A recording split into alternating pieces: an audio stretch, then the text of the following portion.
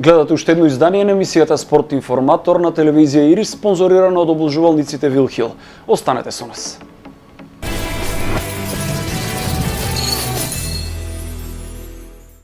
Овој пат ви носиме една одлична спортска мотивациона приказна од Босна и Херцеговина, каде деновиве се одржа Европското првенство во седечка кошарка за лица со инвалидитет. Деталите од оваа приказна ги има нашата колешка Милкица. Сараево за прв пат е организатор на едно европско првенство во седечка кошарка. 10 држави се борат за првите две места од Б дивизија за да преминат во А. Репрезентацијата на Босна е една од поискусните. Оваа година прославија 20 години постоење. Македонија не е дел од турнирот, ниту е регистрирана од страна на IBF. Во Македонскиот параолимписки комитет постои можност на лицата со инвалидитет да учествуваат во поединечен спорт. Добивме подршка од репрезентацијата на Босна да започнеме со формирање на наша собствена репрезентација. Веќе година дана ми припремамо европско првенство кое Во Босна и Херцеговина се игра 20 години седечка кошарка. Ние сме дел од IBF, во која секоја земја има своја асоциација. Јас се надевам дека и Македонија има во план да се спреми. Ние сме спремни да помогнеме на Македонија. Лицата со инвалидитет да се соберат, тоа е многу здраво. Никогаш не треба да се тргне од парите, но знам дека тоа е многу важно. Прво лицата мора да се организираат, да се договорат што сакаат. Добро е да земат пример од Србија и Босна и Херцеговина. Специјалната спортска количка е скапа, но може да се најдат и поевтини. Ако се добро организираат, би можеле од градоначалникот да добијат на користење и спортска сала. Овде се и спонзорите, има многу добри лица.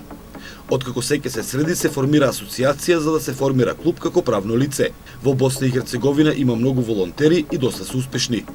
Одлична можност лицата со инвалидитет да ги остварат своите соништа, па и да заиграат во едни од најдобрите клубови во светот, водејќи се по примерот на репрезентативецот од Босна и Херцеговина Рамо Рекановиќ. Имавме припреми 7 дена во Градачиц, град во Босна и Херцеговина. Припремите беа многу тешки, наутро саат и половина и навечер 2 саата. Се вративме во Сараево 3 дена и повторно 7 дена припреми во Сараево. Следниот чекор е А дивизија, таму е и нашето место. Ако не поминеме во А дивизија, тоа за нас е неуспех. Значи нема да значи ништо ова се што трениравме. Целта ни е А дивизија и имаме квалитет за А дивизија. Тоа ми е животен сон, да со репрезентацијата отидам на Олимпијада. Јас сега играм во Келн, во клубот Бундеслига. Тоа е еден од најаките клубови, ако не и најдобар. И добро ми е. За да се организира едно вакво европско првенство, потребно е да се исполнат многу услови како за хотел, така и за организација. Веќе година дена го припремавме Европското првенство Сараево 2016-та. Со нас заедно конкурираат и Чешка и Литванија, меѓутоа ние имавме некои подобри услови. 10 земји учествуваат во 2 групи: Австрија, Босна и Херцеговина, Хрватска, Франција, Ирска, Латвија, Литванија, Португалија, Русија и Словенија. Тоа се членови на Б дивизијата. 250 учесници од тие 110 во количка. Хотелите мора да бидат прилагодени на минималните услови на лица со инвалидитет. Оливера Накова Бикова во Македонија е одличен пример дека лицата со инвалидитет можат да бидат на врвот на спортското поле, како и во секој сегмент. Секоја приказна има свој почеток. Ова е добар предизвик луѓето со инвалидитет да се мотивираат за поактивно да се залагаат да формираат репрезентација.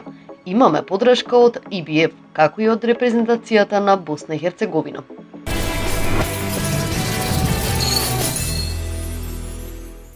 Руските спортисти пред комплетна суспензија од Олимписките игри во Рио.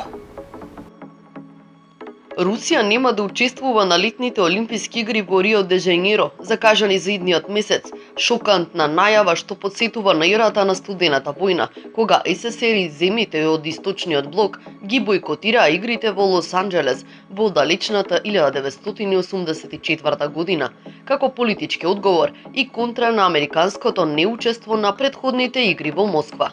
Акцијата, што е на ниво на екстра, сензационална ја води ВАДА, Светската антидопинг агенција, која објави дека руските спортисти се допингувале од 2011 до 2015 и тоа со знаење на државата. Со операцијата на нелегално користење недозволени средства за подобри резултати според извештајот на Мекларен, раководел лично министерот за спорт Виталий Мутко, и тоа според ВАДА со асистенција на руските безбедносни служби. Дали ќе се оди докрај со мерка комплетна суспензија на Русија, што би било шокантно и невидено во историјата на светските спортови, ќе биде познато во следните неколку денови.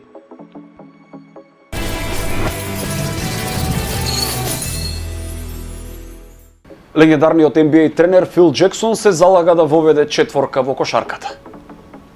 Легендарниот NBA тренер Фил Джексон, председател на Нью Йорк Никс, човек со 11 шампионски прстени, се залага за уведување на четворка во кошарката.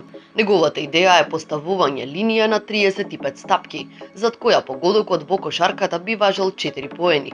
Зошто да не? Верувам дека многу брзо би имали играчи кои со причина би шутирале од таа далечина, изјави легендарниот Джексон. Неговиот предлог пристигна после сезоната во која тимот на Warriors по прв пат во историјата на NBA ја пробија границата од 1000 погодени тројки. Джексон мисли дека четворката би била интересна затоа што ќе понуди нови решенија во нападот. Подолгиот напад би им овозможил на тимовите подобро планирање и вклучување на повеќе играчи, а истовремено противничката одбрана ќе треба да биде максимално ангажирана.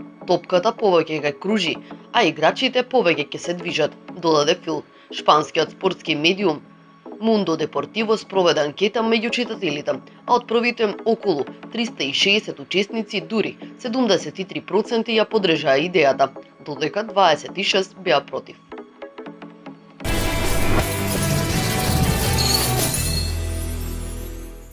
Ја гледате емисијата Спорт информатора, сега е време за блок реклами.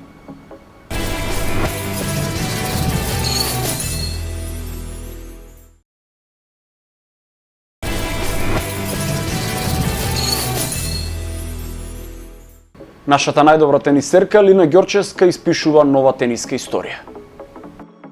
Лина Ѓорчевска, искачувајќи се на 220-тото место на најновата ВТА листа, стана најдобро пласираниот македонски рекет во историјата. Пласманот на оваа позиција со освоени 248 поени значи нов најдобар во историјата на нашиот тенис, подобрувајќи го сега веќе поранешниот рекорд на Предраг Русевски, кој во февруари 2008 година стигна до 242-то место. Лина имаше позитивни вести и во конкуренцијата на двојки, каде што достигна до 186-то место, што исто така представува нов најдобар нејзин пласман. Ваквиот скок се должи на одличните резултати на фјучерс турнирот во Торино од пред 2 седмици, на надпреварувањето вредно 25 американски долари во сингл. Нашата представничка стигна до финале и додаде 30 бодови. Наредната ВТА листа, која ќе треба да излезе идниот понеделник, Лина треба да напредува уште некое место. Причина за тоа е последниот турнир кој го игра во Бурса, каде што стигна до полуфинале. Сепак немилите сцени во Турција го принудија организаторот да го прекине турнирот. По напорниот период, нашата тенисерка сега е на заслужен одмор и е во исчекување на наредниот пласман.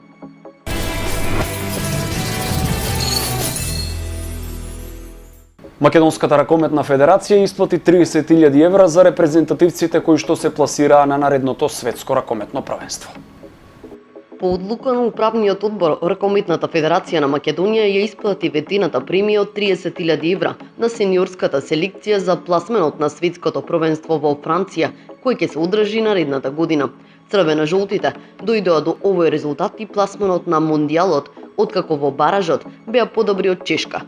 Нашите ракометари одиграа лошо во Злин, каде загубија со 6 разлика, а да потоа во реваншот во Скопје во спортскиот центар Борис Трајковски експлодираат со 34-27. Ова за Македонија ќе биде пето светско првенство, на кое ќе настапи. Претходно игравме во Египет 99-та, Хрватска 2009-та, Шпанија 2013-та и Катар 2015-та. Новој собир, наши противници во првата фаза се Шпанија, Словенија, Исланд, Тунис и Ангола.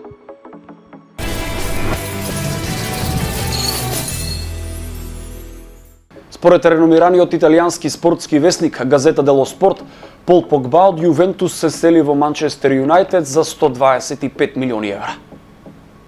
Се почесто се говори дека французинот ќе се врати во Манчестер Юнајтед и тоа за рекордна сума од 125 милиони евра. Газета дело Спорт сега пренесува дека од реализирањето на една ваква сделка покрај Јувентус добро ќе се офајдат и Пол Погба и Мино Рајола. Весникот вели дека благодарејќи на џентлменскиот договор помеѓу Рајола и Јувентус, по договорот на играчот има тајна клаузула која на Погба ќе му овозможи 20% од трансфер сумата или во овој случај 25 милиони евра. Французинот покрај оваа сума од Манчестер Юнајтед ќе добие 5-годишен договор и плата помеѓу 12 и 14 милиони евра по сезона.